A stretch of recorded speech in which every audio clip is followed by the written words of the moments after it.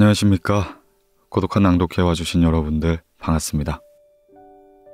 오늘 낭독회에서는요, 인생의 절반쯤 왔을 때 읽어야 할 논어 준비하였습니다. 고독한 낭독회에서 논어 낭독이 벌써 4번째 시간이 되었습니다.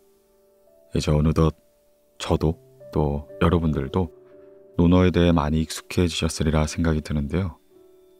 그래서 오늘 준비한 논어는요, 논어 원문의 설명과 해설 형식으로 진행된 책을 준비하였습니다. 단락마다 전체 이야기에 대한 소주제 또한 나와 있으니까요. 소주제를 따라 이야기를 이해하셔도 되고, 순간드는 여러분들의 느낌과 생각에 따라 논어를 접하셔도 좋을 것 같습니다. 네, 그럼 인생의 절반쯤 왔을 때 읽어야 할 논어, 오늘 고독한 낭독회에서 잠시 만나보시죠.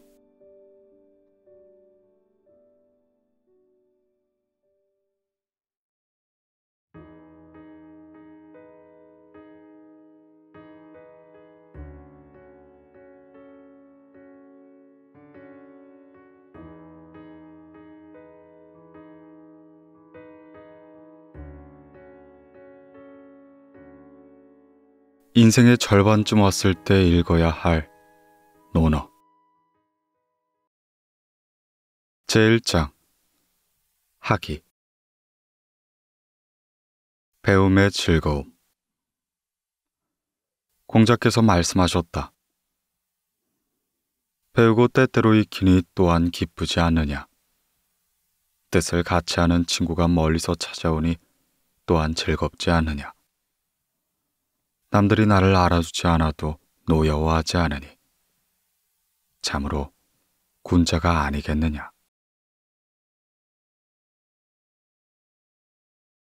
근본에 충실하라. 유자가 말하였다. 부모에게 효도하고 우더른을 공경하면서 윗사람의 마음을 거스르길 좋아하는 사람은 드물다. 윗사람의 마음을 거스르지 않으면서 질서를 어지럽히길 좋아하는 사람은 아직까지 없었다. 군자는 근본에 힘써야 하니 근본이 서야 도가 생긴다. 부모에 대한 효도와 형제에 대한 공경이 바로 인을 이루는 근본이다. 해설. 이는 공자 사상의 핵심으로 남을 사랑하는 덕행이라는 뜻이다. 사람은 하늘로부터 착한 성품을 받아 지니고 있다. 그 착한 성품의 기본이 곧 인심이다. 이는 인심을 바탕으로 모든 사람과 자연 만물을 사랑하고 키워주는 인덕의 핵심이다. 이는 인간 사회에서 윤리도덕의 핵심이 되고 자연 세계에서는 만물을 육성하고 발전하게 할 사랑의 핵심이 된다.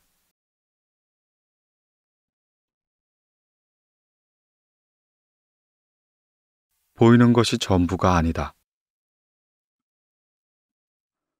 공자께서 말씀하셨다. 말을 잘 꾸미고 얼굴빛을 곱게 꾸미는 사람 중에는 어진이가 드물다.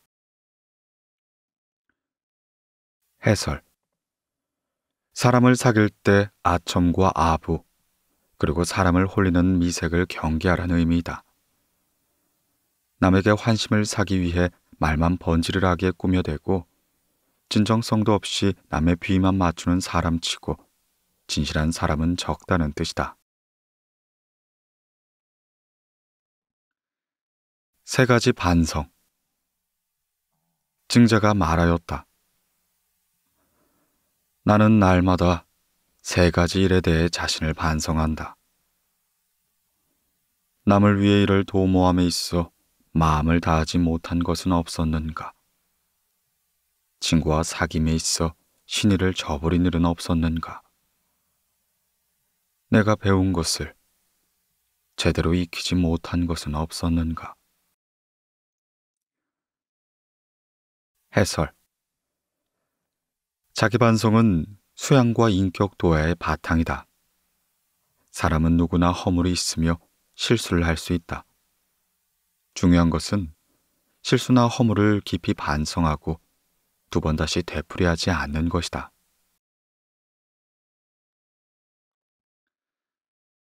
나라를 다스리는 사람의 태도. 공자께서 말씀하셨다.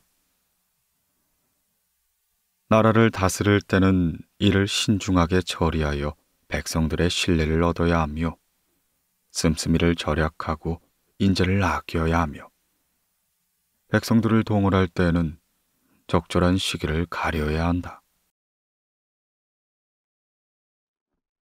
해설. 위정자들은 백성의 신뢰를 잃어서는 안 되고 세금을 함부로 거두지 말아야 하며 바쁜 농사철에는 백성을 강제로 부역하지 말아야 한다는 내용을 담은 것으로 이는 공자가 생각하는 도덕 정치의 목표였다. 먼저 인성을 갖춘 뒤에 학문을 닦아라. 공자께서 말씀하셨다. 젊은이들은 집에 들어가서는 부모에게 효도하고 밖에 나와서는 어른들에게 공손하며 언행을 성실하고 미덥게 해야 한다.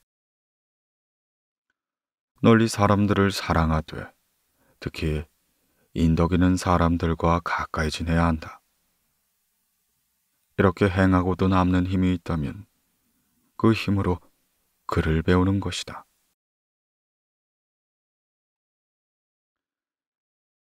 진정한 배움.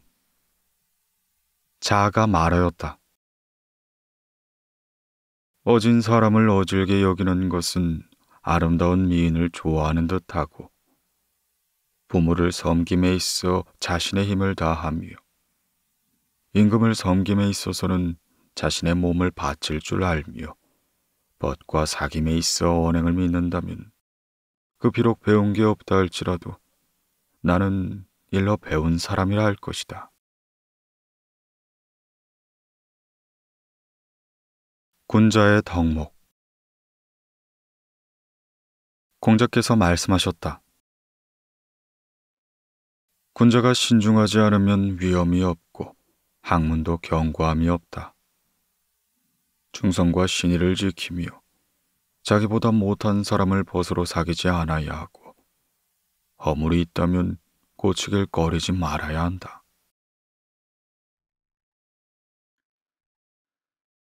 아랫사람을 잘 다스리기 위해선 윗사람부터 모실 줄 알아야 한다. 증자가 말하였다. 부모의 장례를 엄숙히 치르고 조상의 제사를 정성스럽게 잘 받들면 백성들의 덕은 한결 두터워질 것이다.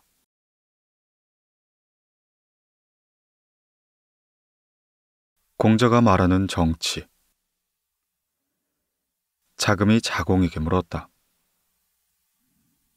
선생님께서는 어느 나라에 가시든지 그 나라 임금으로부터 정치에 관한 이야기를 듣게 되시는데 그것은 선생님께서 먼저 요청하신 겁니까? 아니면 그 나라에서 자발적으로 자문을 구하는 겁니까? 자공이 말하였다. 선생님께서는 온화, 선량, 공손, 검소, 겸양의 인품으로 인하여 자연히 듣게 되는 것입니다. 선생님께서 정치에 관심을 갖는 것은 다른 사람들이 정치 권력에 가까이 하고자 하는 것과는 다르지요. 해설. 공자는 학문과 덕행을 겸비한 군자들을 배양하고 그들을 현실 정치에 참여시킴으로써 인정과 덕치를 실현하고자 했다. 그래서 공자는 여러 나라를 방문했고 가는 곳마다 그 나라 임금과 정치에 대한 논의를 펼쳤다. 이에도 절제가 필요하다. 유자가 말하였다. 예를 이루는 데는 화합이 중요하다. 옛 왕들의 도는 이것을 아름답다고 여겼어. 작고 큰일 등에서 모두 이러한 이치를 따랐으나 그렇게 해도 세상에 통하지 못하는 경우가 있었다. 화합을 이루는 것이 좋은 줄 알고 화합을 이루되 예로서 절제하지 않는다면 이 또한 세상에서 통하지 못하는 것이다. 공손이 지나치면 비굴해 보인다. 유자가 말하였다. 약속한 것이 의로움에 가깝다면 그 말을 실천할 수 있고 남을 공경하되 예에 가까워야 치욕스러운 일을 당하지 않을 것이다. 남을 의지하되 인을 잃지 않은 사람이야 비로소 그를 존경하고 지도자로 삼을 수가 있을 것이야. 해설. 거짓이나 도리에 어긋나는 약속은 지킬 수가 없는 것이다. 공손한 것은 좋지만 그것이 지나치면 비굴하게 보여 수치를 당할 수 있다. 따라서 공손함에도 절도를 지키는 것이 필요하다.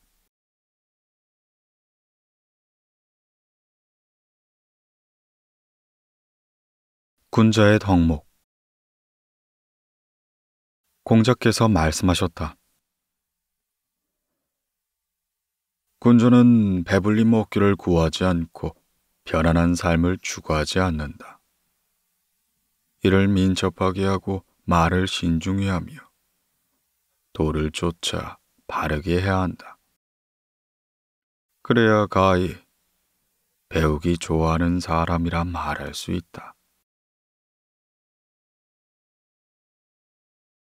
진정으로 도를 즐기는 사람. 자공이 말하였다. 가난하면서도 남에게 아첨하지 않고 부유하면서도 교만하지 않으면 어떻겠습니까? 공자께서 말씀하셨다.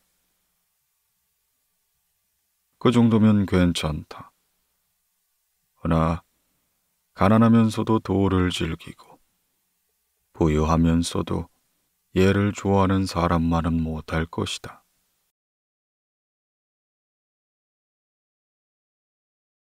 먼저 타인을 제대로 보는 눈을 깨쳐라. 공자께서 말씀하셨다. 남이 나를 알아주지 않음을 걱정하지 말고 내가 남을 제대로 알지 못함을 걱정해야 한다. 해설.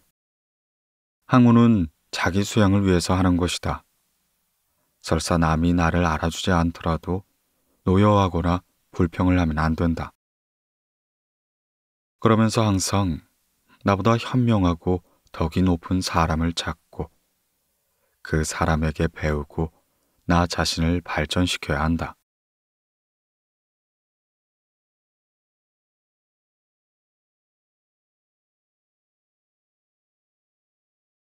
제2장 위정. 백성을 따르는 정치. 공자께서 말씀하셨다. 정치를 덕으로서 하면 이는 마치 북극성이 제자리에 있을 때 주변의 무별들이 그것을 애워싸고 따르는 것과 같으리라. 해설. 정치의 기본은 법이나 규제가 아닌 덕이어야만 한다. 예로부터 덕을 다스리면 백성들은 정치가의 덕을 사모하며 따르던 것이다. 이것이 바로 덕치주의로 공자가 추구하는 이상 정치이다.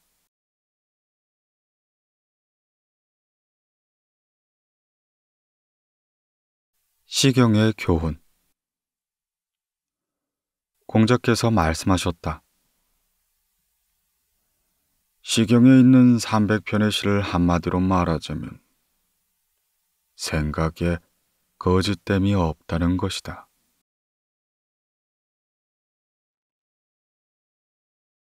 백성을 변화시키는 것은 덕과 예. 공자께서 말씀하셨다.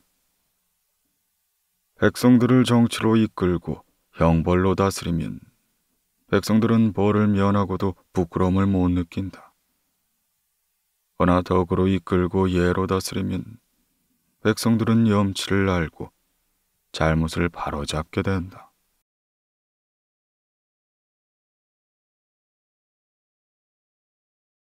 모든 것은 때가 있다.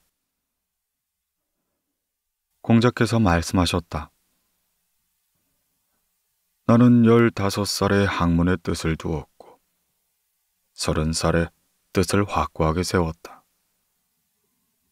40살에는 미혹하게 되지 않게 되었고 50살엔 하늘이 내게 주신 사명을 알았다. 60살에는 그 어떤 말을 들어도 그 이치를 이해했고 70살에는 마음이 가는 대로 해도 가히 법도에 어긋나지 않았다. 해설. 공자가 학문을 익힌 순서를 말한 것으로 벼는 익을수록 고개를 숙인다는 것과 같은 이치이다. 공자의 학문 순서를 나열해보면 15살을 지약, 30을 일입, 40을 부록, 50을 지천명, 60을 이순, 70을 종심이라 새겼다.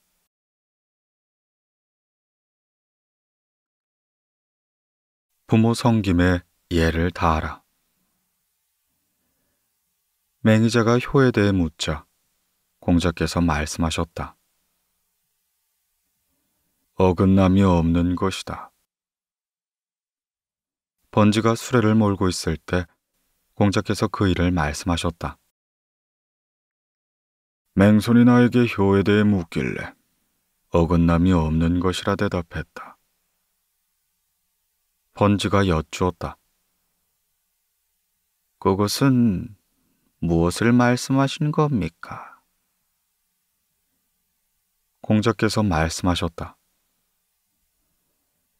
부모가 살아계실 때는 예를 갖추어 섬기고 돌아가신 후에는 예법에 따라 장례를 치르고 예법에 따라 제사를 모셔야 한다는 것이다. 해설. 맹의자가 효에 관해 물어본 것에 대해 공자가 답한 무의가 무엇인지 번지가 물었다.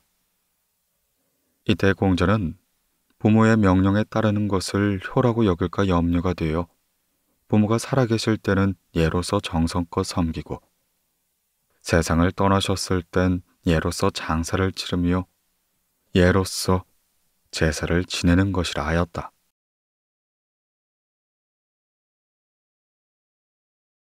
진정한 효도. 맹무백이 효에 대해 묻자 공자께서 말씀하셨다. 부모에게는 오직 질병으로만 걱정을 끼쳐야 한다. 해설. 맹무백은 애공 11년 군대를 이끌고 제나라 군대와 싸웠고 애공 14년엔 성읍의 백성들을 무참하게 유린한 일이 있었다. 그의 시호가 무인 것만 보아도 그의 인간성이 모질고 과격하며 함부로 무력을 휘둘렀음을 알 수 있다. 그래서 공자는 사려가 깊지 못하고 무용을 좋아하는 맹무백에게 질병을 앓을 땐 별 수 없이 부모에게 걱정을 끼쳐드리게 된다.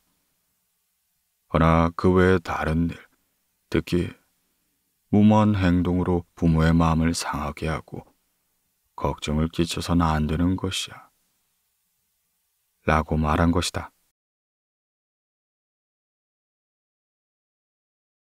효는 단순한 공양이 아니라 공경이 뒷받침되어야 한다. 자유가 효에 대해 묻자 공자께서 말씀하셨다. 요즘은 효를 단지 부모를 공양하는 것으로만 생각하지만 개나 말 모두 먹여 살리기는 하는 것이니 부모를 공경하지 않는다면 무엇이 다르겠는가? 해설. 자기를 낳고 키워준 부모에게 감사하고 부모를 잘 섬기고 정성껏 공양에 올리는 것은 1차적인 효도이다. 그러나 외형적 공양에도 사랑과 존경심이 따라야 한다. 만일 그렇지 않다면 가축에게 먹이를 주는 것과 무엇이 다르겠는가? 공자와 안회. 공자께서 말씀하셨다. 내가 안회와 함께 하루 종일 얘기를 해도 그는 마치 어리석은 사람처럼 아무런 문제제기도 하지 않는다. 근데 그가 돌아간 뒤 그의 생활을 보니 역시 내 뜻을 분명히 실천하고 있었다. 하오니 아내는 어리석은 사람이 아니다. 해설. 아내는 과묵했으나 배우기를 좋아했고 덕을 실천했다.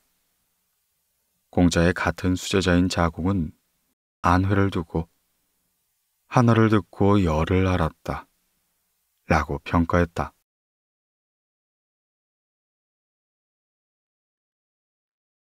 됨됨이는 감출 수 없다. 공자께서 말씀하셨다. 그 사람이 하는 행위를 보고 그 연유를 살피고 그가 편안하게 여기는 걸 잘 살펴보면 그 사람을 알게 된다. 그러니 어찌 사람 됨됨이를 숨길 수가 있겠는가?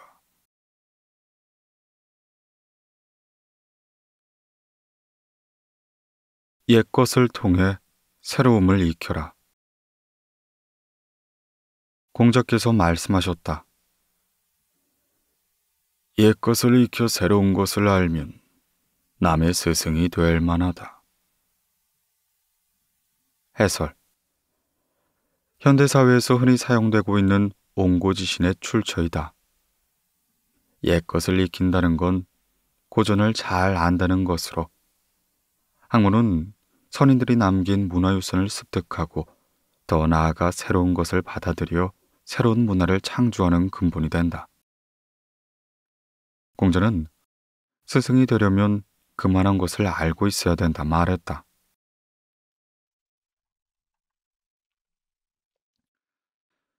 한정적으로만 쓰이는 사람이 되지 말라. 공자께서 말씀하셨다. 운전은 그릇이 되어서는 안 된다. 해설. 지식인이란 학문과 덕을 겸비하면서 충분한 경험을 가진 인격체를 가리킨다. 그래서 그릇처럼 국한되지 않는다고 했다. 그릇은 오직 한정된 물건만을 담을 수 있지만 군자는 세상 만물을 포용해야 한다는 것이다.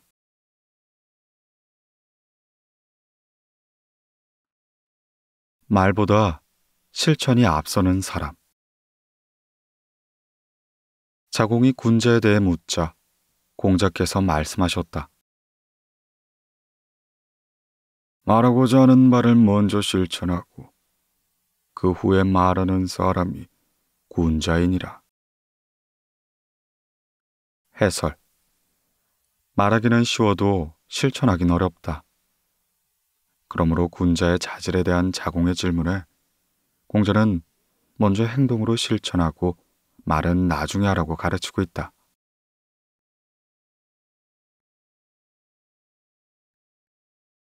군자와 소인의 차이. 공자께서 말씀하셨다. 군자는 두루 동함으로 한편에 치우치지 않고 소인은 한편에 치우침으로 두루 동하지 못한다.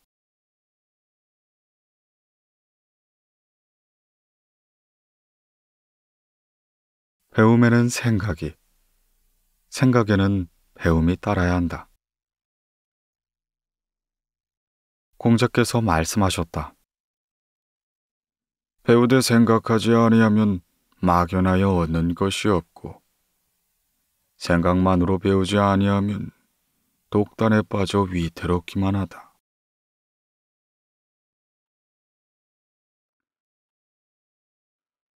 모르는 것을 안다는 것.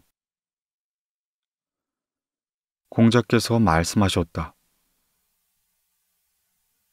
너에게 안다는 것에 대해 가르쳐 주마. 아는 것을 안다고 하고 모르는 것을 모른다고 하는 것.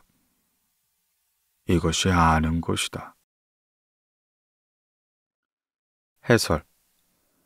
유는 공자의 제자로 성은 중이고 자는 자로이다. 자로는 호탕하고 성급한 성품이어서 공자에게 자주 꾸중을 듣기도 했다. 그가 잘 알지도 못하면서 안다고 하는 일이 종종 있었기 때문에 공자가 자로에게 안다는 것에 대해 설명한 것이다. 공자는 자신이 아는 것만을 안다고 하고 모르는 것은 모른다고 하는 것. 이것이 아는 것이라 하였다.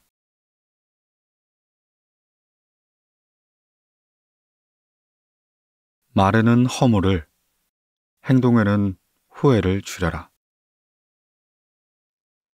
자장이 벼슬 넣는 방법을 배우려 하자 공자께서 말씀하셨다. 많은 것을 듣되 의심스러운 것은 제외하고 그 나머지를 신중히 말하면 허물이 적을 것이다. 또 많은 것을 보되 위태로운 것을 제외하고 그 나머지만 신중히 행한다면 후회하는 일이 적을 것이다. 말에 허물이 적고 행동에 후회가 적으면 벼슬은 자연히 얻게 되는 것이야.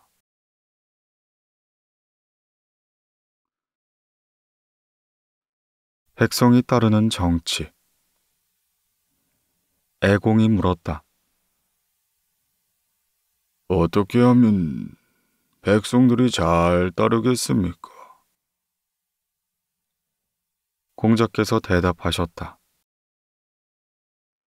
바르고 곧은 사람을 등용하여 그릇된 사람 위에 쓰면 백성들이 따르고 그릇된 사람을 등용하여 바르고 곧은 사람 위에 쓰면 백성들은 따르지 않습니다. 해설. 애공은 노나라의 임금이다. 논어에서 공자를 지칭할 때 자라고 하지 않고 공자라고 하는 경우는 그가 군주와 대화를 주고받을 때뿐이므로 군주를 존대하는 의미에서 그렇게 한 것이다. 이 대화는 바르고 고든 인재를 높은 자리에 등용해야 함을 비유적으로 설명한 것이다.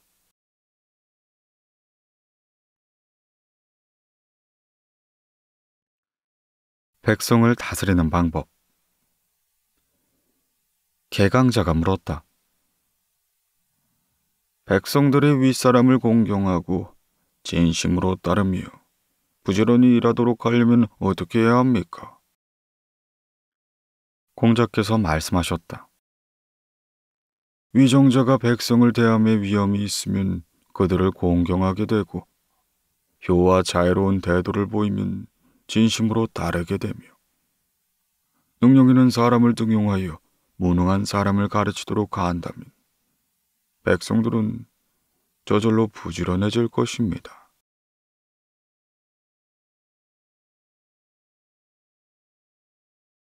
앞에서 나서는 것만 정치가 아니다.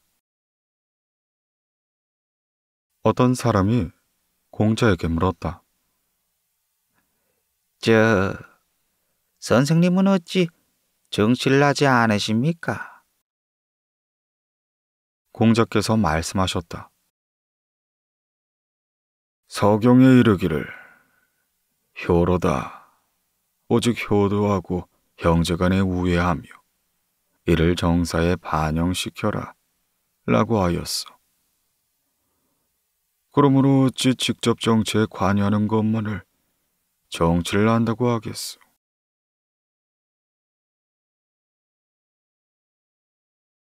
사람에겐 신의가 있어야 한다.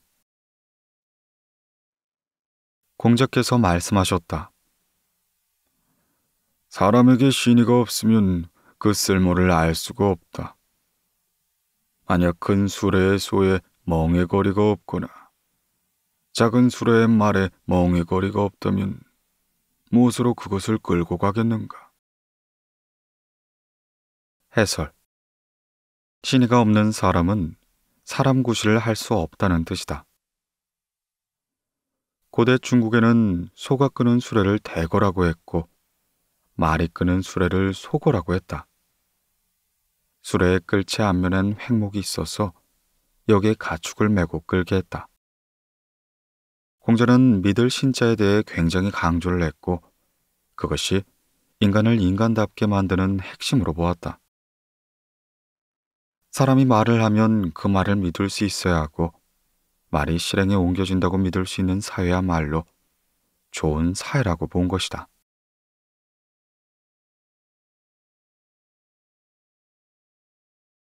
역사로 미래를 안다. 차장이 물었다.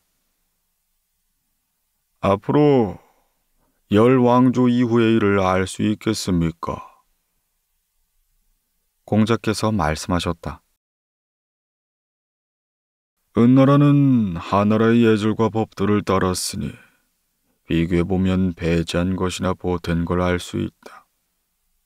또한 주나라는 은나라의 예절과 법도를 따랐으니 거기서 배제하고 보탠 것을 알 수가 있다. 만약 어떤 사람이 주나라를 계승한다면 백왕조 이후라 할지라도 우리는 알 수가 있을 것이다. 해설. 정치를 함에 역사를 중시해야 한다는 공자의 말이다. 즉, 역사에 가감되는 법을 파악한다면 앞으로 다가올 역사가 어떻게 발전될 것인지를 예측할 수 있다는 말이다. 그렇기 때문에 역사를 소홀히 대하지 말고 열심히 공부해야 한다 말한다.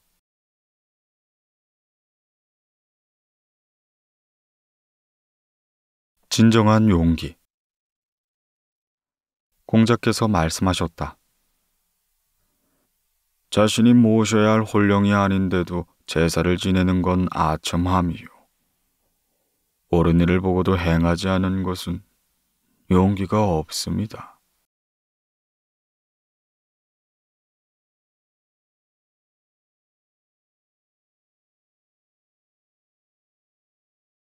제3장 8일. 자신의 분수를 알라.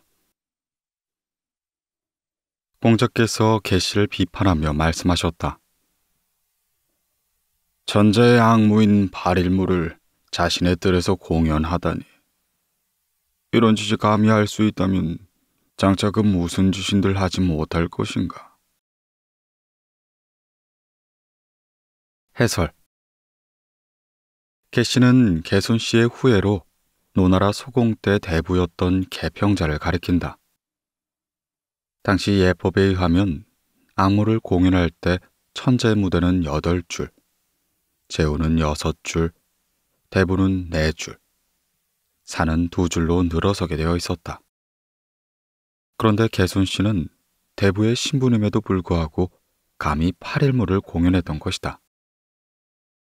공자는 신분에 맞는 예를 행하는 것이야말로 한 사회를 지탱하는 힘이라고 보았다. 그러므로 개씨의 예약 파괴는 사회 혼란을 일으키는 것이므로 탐욕과 허세에 불과할 뿐이라는 걸 일깨워주는 것이다. 그리고 공자의 말대로 후에 개씨는 소공을 축출하고 말았다.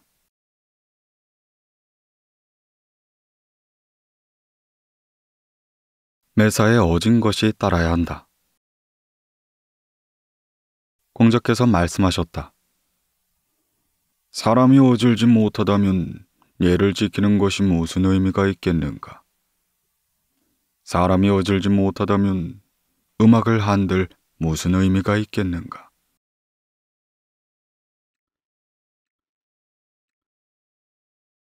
예의 본질. 인방이 예의 본질을 여쭙자 공자께서 말씀하셨다. 예는 사치스럽기보다는 검소해야 하고 장례를 형식적으로 치르기보다는 진심으로 애통해야 하는 것이다.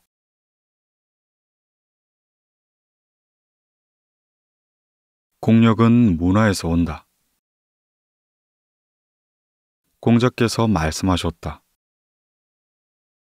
오랑캐 나라에 임금이 있다고 해도 중화의 여러 나라에 임금이 없는 경우보다 못하다.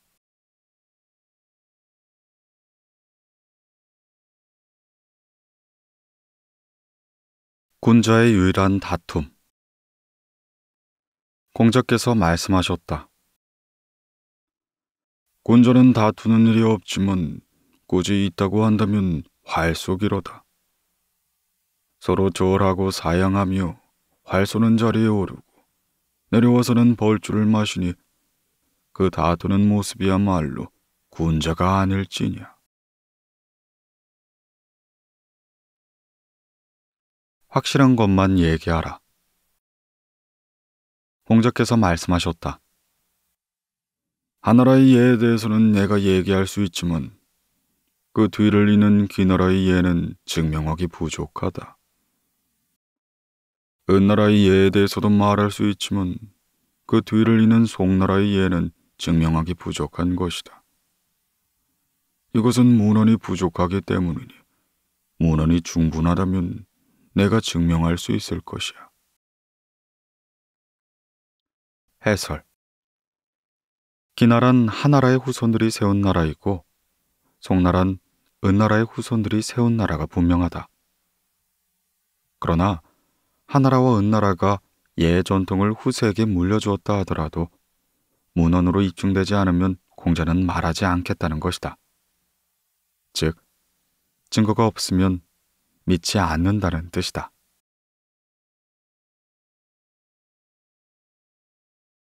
예보다 인을 먼저 갖추라. 자아가 물었다. 시의 고운 웃음의 보조개가 아름답고 아름다운 눈의 눈동자가 또렷하니 흰 바탕이 무늬를 더하였네. 라는 것은 무엇을 말하는 겁니까? 공자께서 말씀하셨다. 그림을 그리는 일은 흰 바탕이 쓴 다음이란 것이다. 자아가 말하였다. 얘는 나중이라는 말씀이십니까? 공자께서 말씀하셨다. 그래, 나를 일깨워주는 자는 상이로구나. 내 비로소 너와 함께 시를 말할 수 있게 되었다. 해설. 그림을 그릴 땐 먼저 흰 바탕이 마련된 뒤에 고운 색칠을 하는 것이 순서이다. 이와 마찬가지로 예를 행하기에 앞서 먼저 인간으로서의 성실성을 갖춰야 한다. 다시 말하자면 인한 마음이 없는 자가 예로서 겉모습을 꾸미는 건 남을 속이는 행위일 뿐이다. 이 장은 공자와 그의 제자 자아가 시경의 시구를 인용하여 덕성과 예와의 관계를 논하고 있는 것이다. 이들은 덕성을 갖춘 이가 다시 예로서 몸단속을 한다면 이는 금상첨화라 보았다.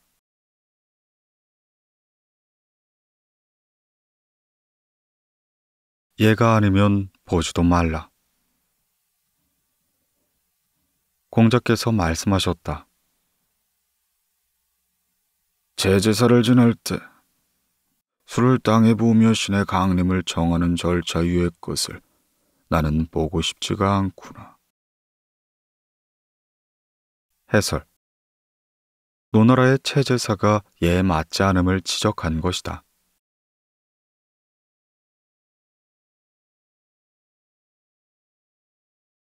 제사는 진심으로 지내라.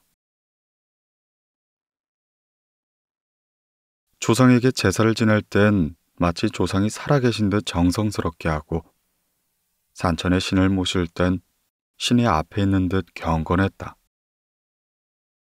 공자께서 말씀하셨다. 내 자신이 제사에 직접 참여하지 않는다면 제사를 지내지 않는 것과 같다.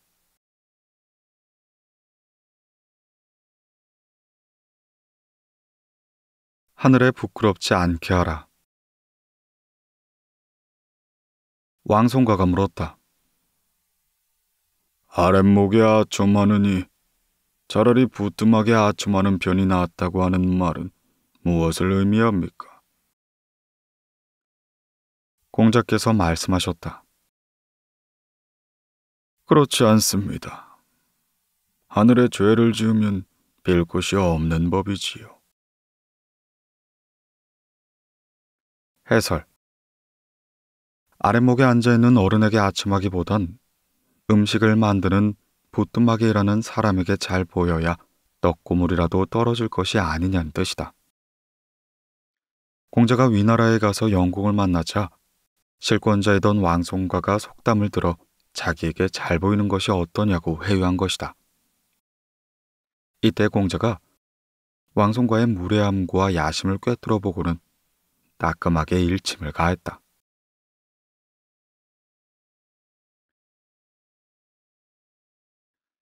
주나라의 빼어난 문물. 공자께서 말씀하셨다. 주나라는 92나라를 본보기로 삼아 문화가 찬란하도다. 나는 주나라를 따르리라. 예를 진정으로 아는 사람. 공자가 태묘에 들어가 제사를 지낼 때 모든 일을 일일이 물으시자 어떤 사람이 말하였다. 누가 저 주인의 아들이 예를 안다고 하였는가? 태묘에 들어가 매사를 묻는구나. 공자께서 이 말을 들으시고 이렇게 말씀하셨다. 이것이 바로 예인이라. 힘의 세기보단 정신의 집중. 공자께서 말씀하셨다. 활쏘기를 할 때 관역의 가죽을 꿰뚫는 데 주력하지 않는 것은 사람마다 힘을 쓰는 정도가 다르기 때문이다. 이것이 옛날의 궁도였다. 해설. 활쏘기는 선비가 익혀야 할 6가지 덕목인 육예의 하나로 정신을 집중시켜 관역에 명중시키는 걸 중시하지 힘겨루기를 보려함이 아니다. 명중시키는 기술은 학습과 훈련을 통해 스스로 터득할 수 있지만 힘은 그렇지 못하기 때문이다. 재물을 아끼지 말라. 자궁이 매월 초하루에 지내는 곡삭제에 양을 바치는 걸 없으려 하자 공자께서 말씀하셨다. 너는 그 양을 아끼지만 나는 그 예를 더 아낀다.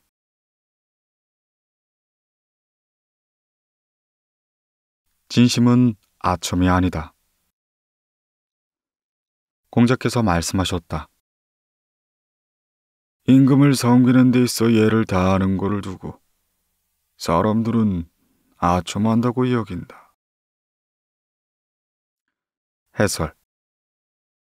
이 당시 사회는 혼란했고 사람들이 타락하면서 예를 지키는 사람이 없어졌다. 예가 없어지면서 정치가 혼탁해지니 백성들은 군주나 윗사람을 가볍게 생각했다.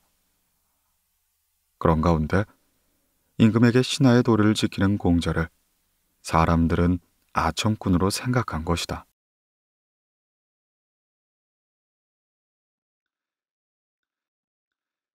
임금을 예로서 대하고 신하를 충성으로 섬겨라. 정공이 물었다. 임금이 신하를 대하고 신하가 임금을 섬기는 일은 어떻게 해야 합니까? 공자께서 말씀하셨다. 임금은 예로서 신하를 대하고 신하는 충성으로서 임금을 섬겨야 합니다.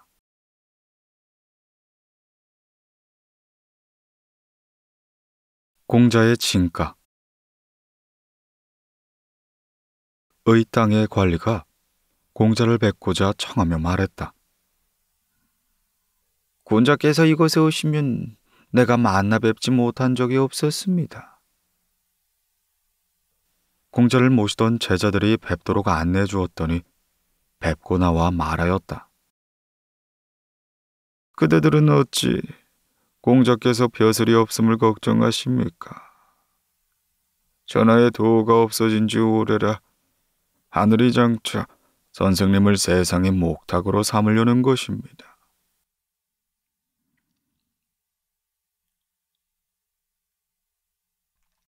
지난 일을 탓하지 말라. 애공이 제어에게 사에 심는 나무에 관해 묻자 제가 대답했다. 하나라 왕조는 소나무를 심었고 은나라 사람들은 측백나무를 심었으며 주나라 사람은 밤나무를 심었습니다. 이 밤나무를 심음은 백성들을 전용케 하려는 것이지요. 공자께서 이 말을 들으시고 이리 말씀하셨다. 이루어지는 일은 논하지 않고 끝난 일은 따지지 않으며 이미 지나간 일은 탓하지 않는 법이다.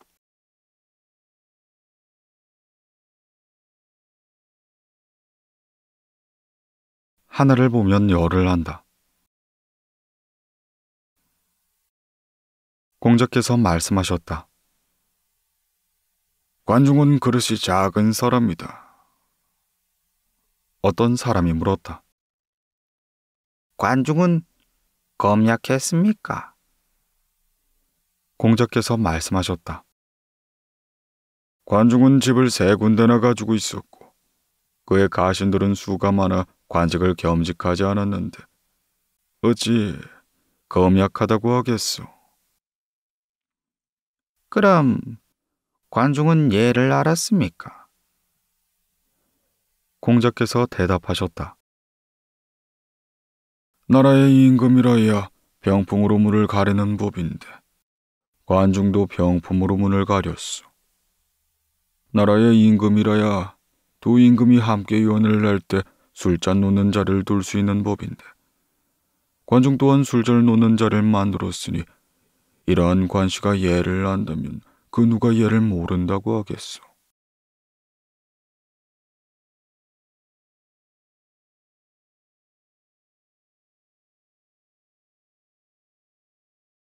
사람을 알아보는 법. 공자께서 말씀하셨다. 높은 자리에 있으면서 너그럽지 못하고 예를 행함이 공경스럽지 않으며 상을 당할 때 슬퍼하지 않는다면 내가 무슨 연유로 그 사람을 인정해 주겠는가? 해설. 사람으로서 관대함과 공경심, 애도하는 마음이 없고 예를 모른다면 스스로 인간임을 포기하는 것이다. 공자는 이런 위인들은 더 이상 인정하지 않는다고 선언했다.